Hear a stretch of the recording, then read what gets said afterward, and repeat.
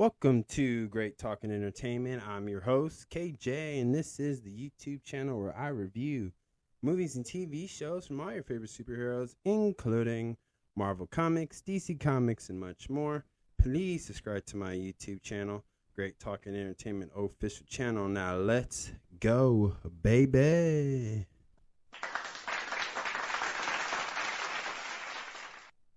Welcome back to the YouTube channel, everyone. My name is KJ, and I am the host of YouTube of Great Talking Entertainment official channel. And today's spoiler review is episode 6 spoiler review for the new FX series, Alien Earth. So if you have not seen this amazing show, pause this, hit the thumbs up button because that would help my YouTube channel grow. Come back and let me know what you think about episode 6 of FX Alien Earth. So again, this is a spoiler review. Y'all been warned. Now, let's get into it. This episode starts off with Cavalier reading Peter Pan's book on a chapter about the character Wendy, as the actual Wendy who he created is communicating to a small xenomorpher as Chris is explaining to Joe that the thing he wants for Wendy wants to happen. He's very straightforward and very cryptic with it. Just very. One of the quotes I remember about that was he said that an onion doesn't take care of an onion. The grocery store takes care of the onion. Basically, like, that's all they are to them. And just explain that Wendy is fine where she's at, as that's what he says, but he's somebody who's like half robot, half cyborg, no emotions. And throughout this episode we see who has actually a heart and who actually doesn't. And because in this episode things started heated up a little as Ade Edmaso, he wants Nib's memories to be alternate and erased to get rid of that trauma. This leads to a big argument, and Arthur refuses to do his job, so Arthur gets fired. Dame, she stays. She says she will do it, but this is the idea of like two different perspectives. Like these two married couples care about these kids who are now transferred into like a build human body, like AI style, right? And we see that through this whole episode of like, again, who cares and who really doesn't, who treats them like people. And so it was very sad. And now we're seeing slowly, but this company, everybody within the company, within the home of this, is starting to crack, is starting to be rebellious in their own ways, or even have a hidden agenda. And why do they have this? Who knows? But it does tease so much in this one episode, this one scene, I should say.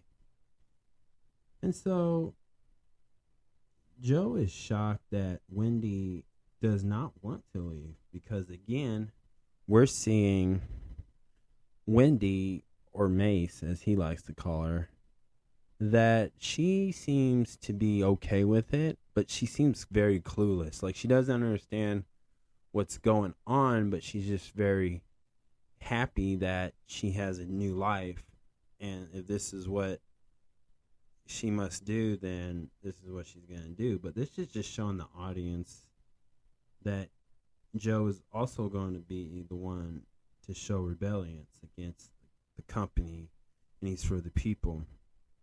Next, we get Yutani and Cavalier. They have like this meeting with a counselor who represents the higher up above these two companies and these two individuals. And it was really interesting. Cavalier is walking around with shoeless, puts his feet on the table. He's not taking it serious. Like, he already knows what's going to happen. And, he's like, why should I give away these things? Your ship crashed in my city, things like that. And Cavalier put Yutani in her place in a sense, and he got $20 billion, and they have to wait 6 weeks until it's quote unquote safe to take these alien species, which just starts a war / a fight between the two. Krish and Meryl do have a moment too where they make these rude comments to each other, and one's like, must be great to be this, must be great to do that. And we're seeing this like intense thing where these are like the two guys or cyborgs, whatever, who is the right hand man to each boss, mother, parent, friend, whatever you want to call it. But they're letting each other know that they're willing to die for this thing, for whatever reason that this is. So there is a lot to that. So definitely a shell shocker in my opinion. And I like the banter between the two, because they're kind of in their own way saying, like, again, they're willing to die for this thing, and they're so passionate. And we know the history of Marrow, but I wonder what Krish was like before, if he had a past, and what was it? Because with Marrow is just an example. Like, there's characters that have, this is all they have left, or they're just gonna lose hope in life. This is their only thing that they're living for, because they lost everything. Well, he did. So that's just one character. He lost his daughter. He lost his home village to a fire. And this is just a prime example of, like, this guy only has this one thing. If he loses this, like, he's going to go insane. And I feel like Krish is in that same position too, but we just don't know why he's the way he is. I like the way they showed Meryl's past in the last episode. Later in this episode, Wendy discovers that Nib's memories has been erased, and Nibs is scared and shocked. And what's interesting, later in that episode, like, Wendy confronts Dame and about her, and says, maybe you're the problem. Maybe you're the reason why she's like this. Because it's really interesting. Wendy doesn't really show emotions, but she shows like a logical sense. Like, there was probably a better option or a better way to handle that with Nibs' trauma after seeing these scary, xenomorphs and other alien species that can cause a lot of damage and in somebody's life that way. And so, she just shows, like, statistically ways that she could have done things better. And what's really interesting, she says, if this is the way, maybe I don't want to be human. And that was a very interesting thing that she said too, because again, she's communicating with these xenomorphs very well, and they speak back to her. But if you've seen this episode, as Slightly is back doing his job, he was going to use Joe to take the bait for the Xena hugger to hug that guy's Joe's face, and birth another alien inside his stomach or whatever. And that didn't work out. And he's trying to protect his family, his actual family, his mother, because Mary is at the point to take his own mom's life away, Slightly's mom's life away. And then we learn that Krish is on some like secret mission with Cavalier or whatever, and he tells Toothless to go do some like science experiments and feed the species. And that whole scene went straight down the drain, because Toothless done messed up, and a giant bug alien just destroyed him, because he trapped himself in the door thanks to that goat with the eyeball, or the sheep with the eyeball, scared him. And that's how he ended up locking himself up with that bug that looks like a giant fly, and just acid his whole face off with, like, I don't know what it was, but Toothless is gone. And nobody knew about it. And even like this leads to the murder of Arthur after he gives Joe answers to clarify things that Joe can understand, like Wendy's in danger. You need to get her out of here. You know, this is all bad, really bad stuff. And so Arthur went there to try to get Toothless out of that thing and slightly opens up the one cage that has the Xena hugger, and he takes him out through the air vent back to Marrow. So it was a tough thing because you got to remember these are kids. So an adult's forcing a kid to commit a murderous crime. And so this kid's like traumatized, but he's in an adult body and he's trying his best, but he hasn't told nobody. But you know what's interesting? Chris saw the whole thing on camera and told Caviar nothing's wrong. So, and that's how that episode ended. So let's talk about the first topic, Krish. Now, what's his plan? Now, this two things I learned about him in this particular episode. So when Wendy was confronting Dame Sylvia about what she did to Nibs and erasing her memory, and I forget what the line was, but the thing was, she said, Dame said to Wendy that basically Krish is pretty much a cyborg, right? He has no feelings, he has no emotions, but it's really interesting that he decides whether he should tell Caviar what's going on and what's not going on his, for whatever reason. And two, he knows that Marrow has hacked into Slightly's brain to communicate with him. And so he knows what's going on. He's well aware of there's something going on. So he's just letting it play out. But why is he doing that? Now, could him and Marrow be working together? That's a possibility. If you watch them have that conversation in the elevator, you can kind of see just by the dialogue, yeah, there's could. Or maybe they're not, but maybe Krish has a whole different plan. Now, let's talk about Joe. Joe, to me, or Hermit, I feel like, again, he's going to be the rebellious guy who's going to represent the people. And, again, I think, in general, I think the Xenomorphs are going to be the ones who are going to be the winner at the end of this season, pretty much, come out in victory.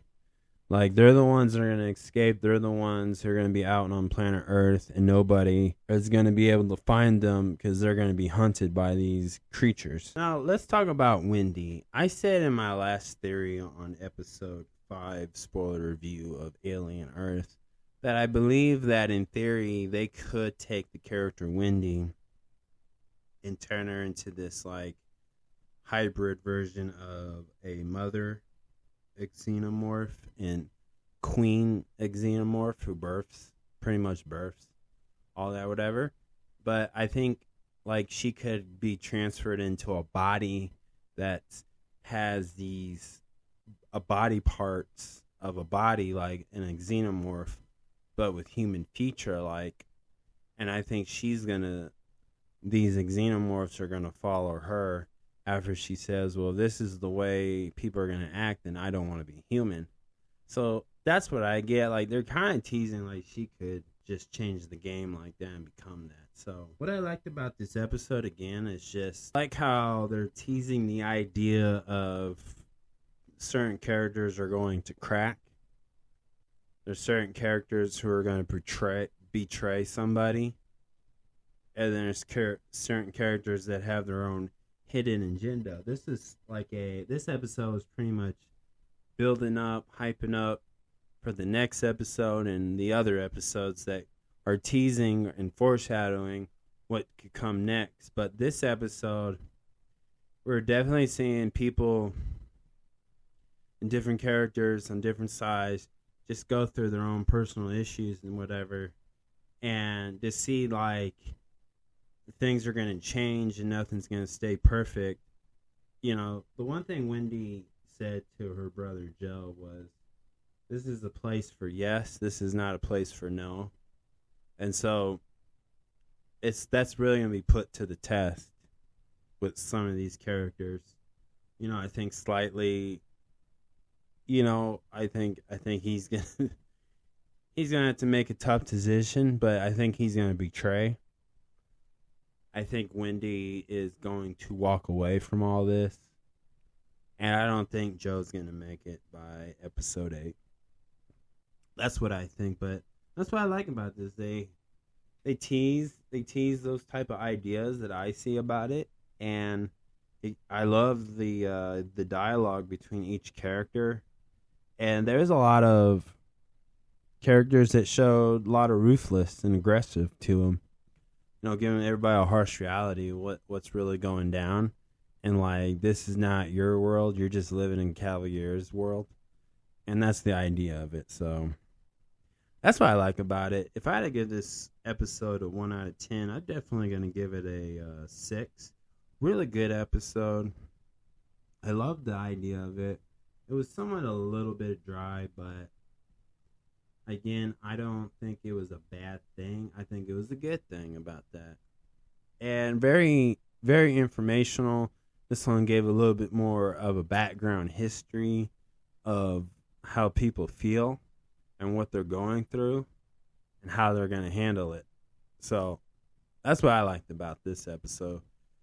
A lot of the actors and actresses really put on a good performance through all the drama and the dramatic scenes, and then just everything about it. And I always like when that eyeball in the sheep, does something funny. It's either breathing heavy or just headbutting the glass. Like, it's just funny.